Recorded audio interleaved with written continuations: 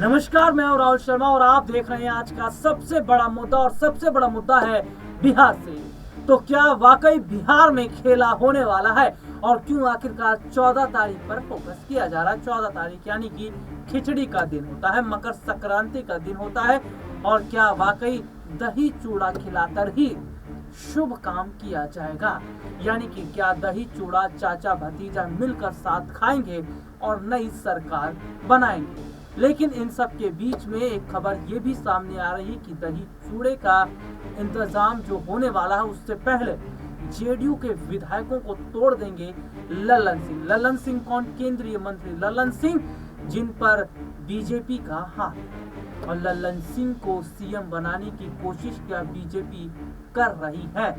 इन्हीं तमाम मुद्दों पर आज हमारे साथ बातचीत करने के लिए मौजूद हमारे खास सहयोगी अब्बास भाई। अब्बास भाई, बहुत बहुत स्वागत इस प्रोग्राम में आपका।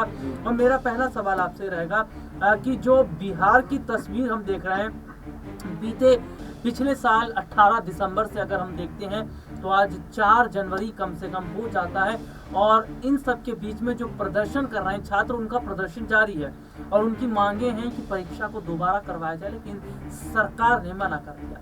और इन सब के बीच में विपक्ष का तो प्रेशर पड़ ही रहा है नीतीश कुमार पर। लेकिन ये भी खबर सामने आ रही है कि प्रशांत किशोर बीजेपी की बी टीम बनकर काम कर रहे हैं, क्योंकि उसी धरना स्थल के नजदीक में वैनिटी वैन मिली है जिसे देखकर हर कोई हैरान है। तो वहीं दूसरी तरफ देखा जा रहा है कि नीतीश का खेल बिगाड़ने के लिए चिराग को भी उतारा गया है। चिराग भी नीतीश पर बात कर चुके हैं, चिट्ठी लिख चुके हैं। लल्लन सिंह इस पर खामोश है। तो अब्बास भाई, क्या लगता है आपको कि वाकई जो जेडीयू के विधायक हैं उनको तोड़ पाने में लल्लन सिंह कामयाब रहेंगे? देखिए, जैसे आपने खिचड़ी का जिक्र किया, तो इस वक्त खिचड़ी चाहे मकर संक्रांति की हो और चाहे एनडीए के अंदर खिचड़ी हो, तो हम खिचड़ी की बात करेंगे कि एनडीए के अंदर खिचड़ी तो जरूर पक रही है बिहार के अंदर। चाहे वो नीतीश कुमार को लेकर के हो, चाहे चिराग पासवान को लेकर के हो, चाहे जीतन राम मांझी को लेकर के हो, चाहे तमाम ही सहयोगी दल जो हैं, चाहे आगामी विधानसभा चुनाव को लेकर के पक रही हो। लेकिन तमाम तरीके से देखा जाए तो खिचड़ी तो जरूर पक रही है।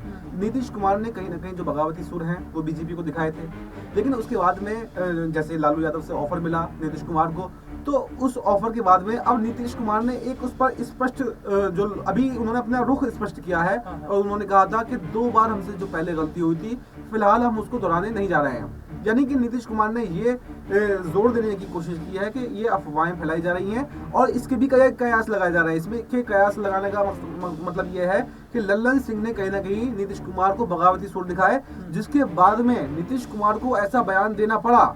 यानी कि जेडीयू के अंदर अभी सब कुछ ठीक नहीं है, जैसे कि खबरें पहले भी आई थी कि नीतीश कुमार और जो लल्लन सिंह के बीच में जो अनबन है, उसी को बाद में ये अब नीतीश कुमार ने इसी को लेकर के बयान दिया है। क्योंकि नीतीश कुमार कब क्या बोलने वाले हैं, कब क्या कहने वाले हैं, कब क्या करने वाले हैं, ये आज तक कोई नहीं बता सकता। ये कोई भी इसका जो क्या करने वाले हैं कोई भी अनुमान नहीं लगा सकता। क्योंकि नीतीश कुमार ने पहले भी कहा था कि हम नीतीश कुमार जब भी पलटी मारते हैं तो यही कहते हैं कि अब नहीं जाएंगे, बस ये आखिरी बार था। जैसे एक छोटा बच्चा करता है ना कोई गलती करने के बाद में कि अब नहीं करूंगा मैं, अब ये आखिरी बार था, वही नीतीश कुमार का बाला है। यानी कि इस बयान का कहीं ना कहीं राजनीतिक विश्लेषकों ने जो इसका मतलब समझाया है, जो लालू यादव के ऑफर को ठुकराना, वो इसका मतलब ये निकाला जा रहा है कि वो नीतीश कुमार लल्लन सिंह से जो अनबन के बीच में पार्टी को जोड़ने का प्रयास कर रहे हैं। यानी कि जो विधायक लल्लन सिंह के संपर्क में है उनको साधने की कोशिश कर रहे हैं। लेकिन अभी जाने और न जाने का फैसला नहीं लिया गया है। ये तो सिर्फ एक दिखावा जो है नीतीश कुमार ने आकर किया है कि एनडीए के अंदर या लल्लन सिंह जो अपनी कोशिशें कर रहे हैं वो उसमें कामयाब ना हो पाए। अब्बास भाई, मेरा एक सवाल है। अभी हमने एक खबर देखी थी, राज्यपाल से मुलाकात होती है नीतीश कुमार की, और राज्यपाल जो है वो एक बार वो दिलचस्पी लालू परिवार के साथ मुलाकात भी करने जाते हैं। तो ऐसे में यहाँ पर हम देख रहे हैं कि हाल ही में राज्यपाल बहुत जो है वो चेंज किए गए हैं, नए राज्यपाल बनाए गए हैं। और नीतीश कुमार का राज्यपाल से मुलाकात करना और राज्यपाल का लालू आवास पर जाना, इस पूरे घटनाक्रम को कैसे देखते हैं? देखिए, अभी जैसे आपने बताया कि बिहार के नए राज्यपाल बनाए गए हैं। आरिफ मोहम्मद खान जो पहले के केरल के गवर्नर राज्यपाल हुआ करते थे। तो अभी ऐसे में क्या है कि जब नए राज्यपाल बनाए गए हैं और चुनावी दौर भी अब आने वाला है, तो राज्यपाल और ये जो तमामी पॉलिटिकल पार्टियां हैं वो राज्यपाल से मुलाकातें कर रही हैं। ये भी मतलब वैसे ही एक औपचारिक मुलाकातें हैं, इसका कोई भी राजनीतिक बयान अभी तक सामने नहीं आया है। ना तो आरिफ मोहम्मद खान की तरफ से ऐसा कुछ बयान दिया गया है कि इस संबंध में मिलना हुआ, और ना ही किसी पॉलिटिकल पार्टी ने, जैसे लालू यादव की बात करें या नीतीश कुमार की बात करें, किसी ने भी ऐसा बयान नहीं दिया है, ऐसी कोई भी खबरें नहीं आई हैं। सूत्रों के हवाले से भी हमें ऐसी कोई खबर नहीं मिली है कि फिलहाल के सरकार को लेकर के या नई सरकार को लेकर के कोई भी बातचीत जो है राज्यपाल से की गई हो, या इस्तीफे को लेकर के राज्यपाल से बात की गई हो। जो भी ये आपने देखा कि मुलाकात हुई, नीतीश कुमार जाके मिलते हैं, तो वो भी एक औपचारिक मुलाकात बताई गई, और इधर लालू यादव से जो राज्यपाल की मुलाकात हुई, इसको भी एक औपचारिक मुलाकात बताया जा रहा है। तो फिलहाल अभी तक कोई ऐसी खबर नहीं है कि नीतीश कुमार इस्तीफा देने वाले हैं। तो अब्बास भाई, एक छोटा सा सवाल मेरा इसमें रहेगा, छोटा सा ही सवाल है कि क्या नीतीश कुमार सीएम बन पाएंगे?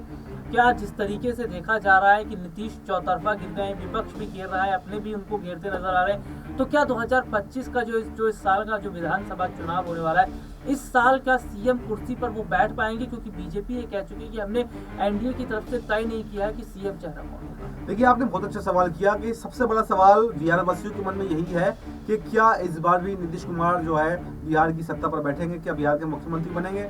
और ये सवाल हर और सिर्फ बिहार की जनता के नहीं बल्कि देश की तमाम जनता के मन में ये सवाल है कि आखिर 20 साल से नीतीश कुमार जो हैं सत्ता की कुर्सी पर बैठे हुए हैं, कभी एनडीए के साथ में, कभी इंडिया के साथ में, सरकार चाहे किसी की बने लेकिन मुख्यमंत्री नीतीश कुमार ही रहते हैं। तो इसको लेकर तमाम ही लोग जो है सवाल भी उठा रहे हैं। तो ऐसे में देखा ये जा रहा है कि अब ये चुनाव जो है नीतीश कुमार का भविष्य भी तय करने वाला चुनाव है। अगर नीतीश कुमार बिहार की सत्ता से एक बार बाहर हो जाते हैं तो आप ये मान के चलिए कि नीतीश कुमार का राजनीतिक भविष्य समाप्त हो गया, जेडीयू का राजनीतिक करियर जो है वो समाप्त हो गया, क्योंकि नीतीश कुमार के बाद में कोई भी ऐसा मतलब पार्टी में फूट की बात भी है, और नीतीश कुमार के बाद में उनका कोई वारिस ऐसा नहीं है जो उनकी पार्टी को संभाल सके। तो ऐसे में देखना ये चुनाव काफी दिलचस्प होगा, क्योंकि नीतीश कुमार की अभी अब काफी एज भी हो चुकी है। तो देखना ये है कि इस बार वो मुख्यमंत्री बन पाएंगे या नहीं बन पाएंगे। तो उससे पहले मैं इसका जवाब इस तरीके से देना चाहता हूँ कि सबसे पहले तो हमें देखना यह होगा कि इस बार का चुनाव किसके नेतृत्व में लड़ा जाता है, नीतीश कुमार के नेतृत्व में लड़ा जाता है या नहीं। और दूसरी बात यह है कि नीतीश कुमार इस बार एनडीए के साथ में चुनाव लड़ने वाले हैं या इंडिया के साथ में चुनाव लड़ने वाले हैं। क्योंकि एनडीए ने, आपको पता है, एक बयान दिया था, दिलीप जायसवाल ने, बीजेपी के प्रदेश अध्यक्ष हैं, कि इस बार का चुनाव जो है हम नीतीश कुमार के नेतृत्व में नहीं लड़ेंगे, बल्कि जब समय आएगा तब हम डिसाइड करेंगे कि किसके नेतृत्व में चुनाव लड़ा जाने वाला है। तो यानी एनडीए में कहीं ना कहीं ये नीतीश कुमार को लेकर के असमंजस की स्थिति है, ये क्लियर नहीं है कि किसके नेतृत्व में चुनाव लड़ा जाएगा। लेकिन लालू यादव ने जो उनको ऑफर दिया था मुख्यमंत्री बनने का, उसके साथ में ये ऑफर भी दिया था कि हम जो चुनाव है वो आपके नेतृत्व में ही लड़ेंगे। तो अब देखना ये काफी दिलचस्प है। और अगर मैं ये गारंटी के साथ में कह सकता हूँ कि जिधर भी नीतीश कुमार के नेतृत्व में चुनाव लड़ा जाएगा, नीतीश कुमार उधर ही जाने वाले हैं, चाहे वो एनडीए हो या फिर इंडिया हो। जी, ये वाकई अब देखना होगा कि क्या नीतीश से बिहार की सत्ता पर काबिज हो पाएंगे या वाकई बीजेपी ही खेला करते हैं। आज के इस प्रोग्राम में इतना ही, आपसे फिर दोबारा मुलाकात होगी, तब तक ले जा दीजिए।